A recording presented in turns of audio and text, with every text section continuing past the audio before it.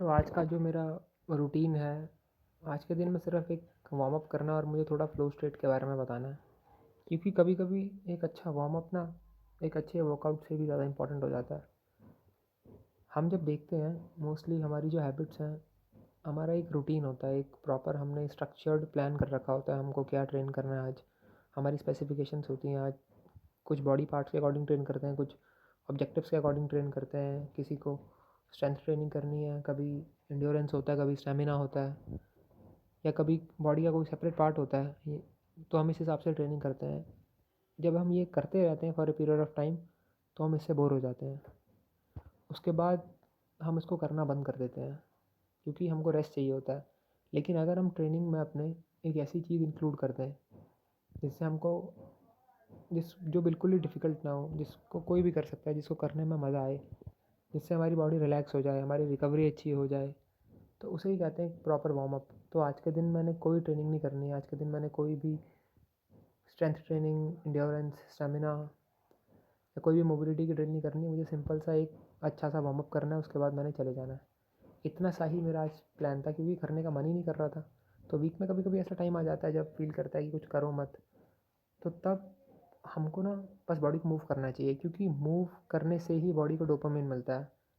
क्योंकि जो ह्यूमन, देखो, हमें चीज़ें अच्छी क्यों लगती हैं, हमें कोई चीज़ करने में क्यों मज़ा आता है, उसके कई तरीके होते हैं, उसके कई मेथड्स होते हैं। जैसे हम अगर कोई चीज़ अचीव करते हैं तो हमें अच्छा लगता है, तो वैसे ही बॉडी को मूव करना भी एक नेचुरल वे है जिससे हमको अच्छा फ़ील होता है। इसीलिए बॉडी को मूव करना होता है। तो तुम कभी भी किसी भी पोजीशन में होगे, तो तुमको अगर तुम्हारे फ्रस्ट्रेशन होगा, कोई भी ऐसी चीज़ होती है, तो अगर तुम बॉडी को मूव करते हो उस बीच में, तो तुमको एक डोपामिन मिलता है, तुम्हें एक अच्छी फीलिंग आती है। क्योंकि यही हमारा नेचर है, ह्यूमन नेचर मूव करने के लिए ही बना है। कोई उसका रूटीन नहीं, कोई स्ट्रक्चर नहीं था पहले से। हम रनिंग करते थे, जंप करते थे। तो कभी कभी सिर्फ रिलैक्स रहा करो, चिल किया करो। क्योंकि हर बार एक स्ट्रक्चर्ड ट्रेनिंग प्रोग्राम के अकॉर्डिंग चलने से हम परेशान हो जाते हैं, फ्रस्ट्रेटेड हो जाते हैं। क्योंकि हम हमेशा ही गोल के पीछे भागते रहते हैं। हमारा जो फोकस होता है ना, वो कभी भी प्रोसेस में रहता नहीं है। अब फ़्लो स्टेट होता क्या है? देखो, फ़्लो स्टेट वो स्टेट होता है जब तुम किसी भी चीज़ को करते हो और तुम उस प्रोसेस में इतना खो जाते हो कि तुम्हें टाइम का पता नहीं चलता। तो जब तुमने कोई कोई ऐसी किताब पढ़ी होगी, ऐसा शो देखा होगा, या ऐसी कोई एक्टिविटी की होगी, या फ्रेंड्स के साथ टाइम स्पेंड किया होगा, तो तुम उस प्रोसेस में टाइम का पता नहीं चलता, कितनी जल्दी वो जा रहा है, कितनी जल्दी टाइम, बस हमें पता ही नहीं चलता। हम बस उस प्रोसेस में इतने इन्वॉल्व हो जाते हैं। तो ये भी एक ऐसी चीज़ है। तो जब तुम मूव करते हो, वार्म अप करते हो, 10-15 मिनट चले कैसे जाते हैं, और तुम्हारी बॉडी का टेम्परेचर हाई हो जाता है, तुम्हारी बॉडी रिलैक्स हो जाती है, ब्लड फ्लो इंक्रीज़ हो जाता है। तो जो बेसिक बेनिफिट्स होते हैं एक एक्सरसाइज के, वो तुम्हें मिल जाते हैं इससे ही। और इसके और बेनिफिट्स हैं कि इसका कोई सर्टेन डिफ़िकल्टी लेवल भी नहीं है, कोई भी कर सकता है। इसमें करने को कुछ है ही नहीं। सेम जो मैं कर रहा हूँ, सेम कोई और बंदा कर सकता है।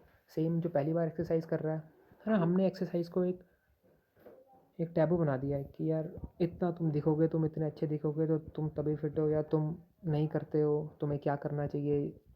हाथ में वेट है तो आदमी लगता है फिट है। फिटनेस का हमने एक रोल मॉडल तैयार कर दिया है, एक हमने स्ट्रक्चर बना दिया कि कौन इंसान फिट है, कौन नहीं फिट है। फिटनेस तो पर्सन टू पर्सन डिपेंड करता है, तुमको क्या पसंद है। और हमेशा हार्डकोर ट्रेनिंग ही क्यों करनी है, कभी कभी रिलैक्स भी करना चाहिए, कभी कभी इंजॉय करना चाहिए प्रोसेस को। तो वैसे वो बड़ी चीज़ें ज़रूरी हो जाती हैं। तो कुछ टाइम पहले मैं एक पॉडकास्ट देख रहा था, जो रोगन पॉडकास्ट। तो उसमें एक उसका गेस्ट था, उसका नाम था फ़िरहाद सहाबी। अब फ़िरहाद सहाबी मिक्स मार्शल आर्ट्स कम्युनिटी में one of the best coach है। क्योंकि उसका जो माइंडसेट है ना ट्रेनिंग का, उसने इतने साल, 20 से 25 साल ट्रेनिंग में दे रखे, इतने सारे एथलीट्स प्रिपेयर किए हैं उसने। तो उसको आइडिया है कि कोई एथलीट कितने टाइम बाद ट्रेनिंग छोड़ देता है, कौन सी बोरियत होती है जो एथलीट्स को उस ट्रेनिंग पीरियड से बाहर निकाल देती है। इंजरीज़ हो जाती हैं एक्सेस में, आदमी बोर हो जाता है, आदमी फ्रस्ट्रेट हो जाता है। सर्टन गोल के पीछे भागते भागते आदमी को रियलाइज़ होता है कि उसकी लाइफ एकदम ख़त्म सी होने लग जाती है, तो उससे फ्रस्ट्रेट होकर उसको छोड़ देते हैं। तो वो हमेशा अपने जिम को एक प्लेफुल वे में बना के रखता है। हमें कोशिश करता है अपने एथलीट्स को, उनको हमेशा नोटिस करता है कि ये एंजॉय कर रहे हैं प्रोसेस को। तो वो उनका डिफ़िकल्टी लेवल जो होता है ट्रेनिंग का, कभी भी बहुत हाई नहीं करता और कभी भी बहुत लो नहीं करता। एक सर्टेन लेवल पर रखता है जहाँ से उनकी कैपेबिलिटीज़ भी इम्प्रूव हो, और इतना डिफ़िकल्टी ना कर दे कि वो उसे कर ही ना पाए। और कभी कभी वीक में वो क्या करता है, अपने एथलीट्स को प्लेफुल एक्टिविटीज़ कराता है, कभी डिफरेंट तरह की चीज़ें कराता है जिनसे उनका जो बॉडी स्ट्रक्चर ही नहीं इम्प्रूव हो बट मेंटालिटी भी इम्प्रूव हो, कोऑर्डिनेशन बढ़े, टीम वर्क बढ़े, क्योंकि ये सब चीज़ें बहुत ज़रूरी हो जाती हैं। क्योंकि जो स्पोर्ट्स होता है उसमें परफॉर्मेंस के साथ साथ टीम वर्क का भी बड़ा रोल होता है। तो ये सब चीज़ें होती हैं। अब दूसरा एग्जांपल बताता हूँ तुमको मैं। जो वर्ल्ड का बेस्ट बॉक्सर है, ऑल टाइम बेस्ट बॉक्सर जो है वो है शुगर रे रॉबिन्सन। तो ये मैं नहीं कहता, ये दुनिया में माना जाता है।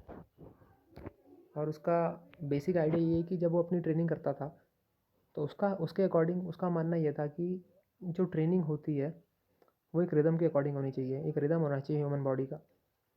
तो जब उसकी ट्रेनिंग होती थी तो वो ड्रम बीट्स में स्किपिंग करता था, ड्रम बीट्स में वो जंपिंग करता था।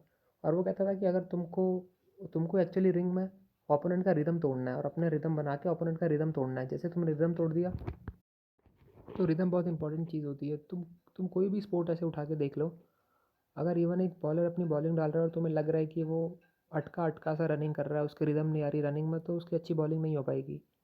तो इवन बॉल डालने से पहले ही बॉडी का रिदम आ जाता है। अगर कोई क्रिकेटर कोई बैट्समैन अच्छा खेल रहा है, उसके पहले 2-3 स्ट्रोक अच्छे लगे हैं, तो उसका एक रिदम जनरेट हो जाता है और फिर इनिशियली पता चल जाता है कि आज उसका दिन है, आज वो अच्छा खेलने वाला है, क्योंकि वो ऑलरेडी रिदम से आया होता है। तो हम इस चीज़ को हम ना नेगलेक्ट कर देते हैं। अगर कोई स्प्रिंट कर रहा है, रनिंग कर रहा है और तुम देख रहे हो यार उसकी स्प्रिंटिंग में रिदम अच्छा नहीं आ रहा, उसकी फॉर्म अच्छी नहीं जा रही, तो वो फंसने लग जाएगा रनिंग के बीच में, तो उसका फ्लो टूट जाएगा वहाँ से। तो मोस्टली जो स्प्रिंटर्स होते हैं अपनी फॉर्म में बहुत काम करते हैं ताकि उनका रिदम अच्छा बने रहे। तो इसीलिए रिदम बहुत इंपॉर्टेंट होता है। मोस्टली जितने भी स्पोर्ट होते हैं सबका एक रिदम होता है।